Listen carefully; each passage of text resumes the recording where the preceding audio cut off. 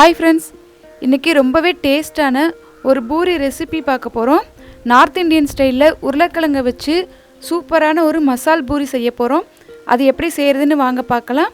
அதுக்காக 2 medium size உருளைக்கிழங்கு எடுத்து தண்ணி ஊற்றி இதை நல்லா வேக வச்சு எடுத்துக்கலாம். உருளைக்கிழங்கு வேகிறதுக்குள்ளே நம்ம மாவு ரெடி பண்ணிடலாம்.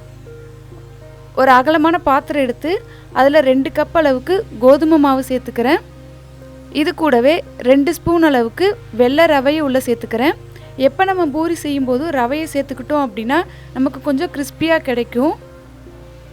இப்போ இது கூட 1/4 ஸ்பூன் அளவுக்கு ஓமம் சேர்த்துக்கிறேன். 1/2 ஸ்பூன் அளவுக்கு சீரகம் சேர்த்துக்கிறேன். 1 ஸ்பூன் அளவுக்கு மல்லித்தூள், 1/2 ஸ்பூன் அளவுக்கு சீரகத்தூள், 1/2 ஸ்பூன் அளவுக்கு கரம் மசாலா, 1 ஸ்பூன் அளவுக்கு மிளகாய்த்தூள் சேர்த்துட்டு இது கூடவே தேவையான அளவு உப்பையும் உள்ளே சேர்த்துக்கோங்க. இப்போ 1/2 ஸ்பூன் அளவுக்கு மஞ்சள் தூள் சேர்த்துக்கலாம். இது கூடவே நாம் வேக வச்சு மசிச்சு எடுத்துருக்க உருளைக்கிழங்கையும் உள்ளே சேர்த்துக்கிறேன்.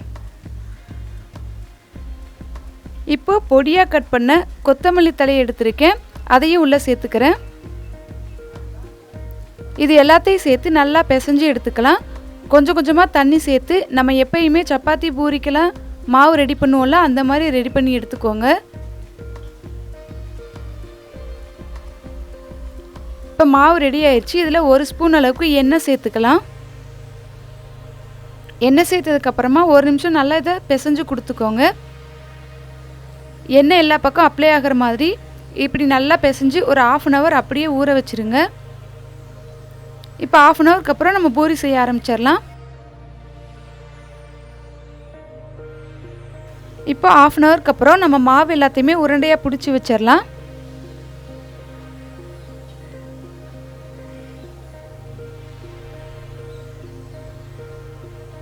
இப்போ எல்லா மாவையும் திரட்டி எடுத்துக்கலாம். நம்ம மாவு தேய்க்கும் போது ரொம்ப லேசாக தேய்ச்சிடக்கூடாது.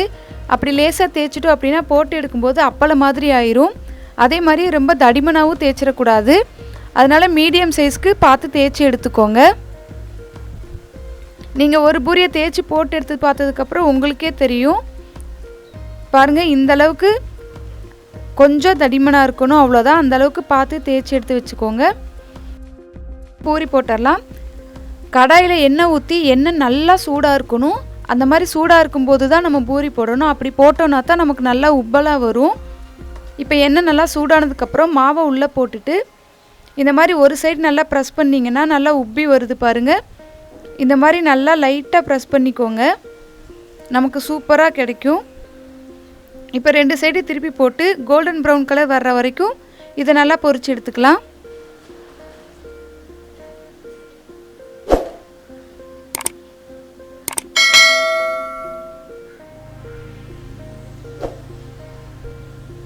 இப்போ பூரி ரெடி ஆயிடுச்சு, வெளியே எடுத்துடலாம்.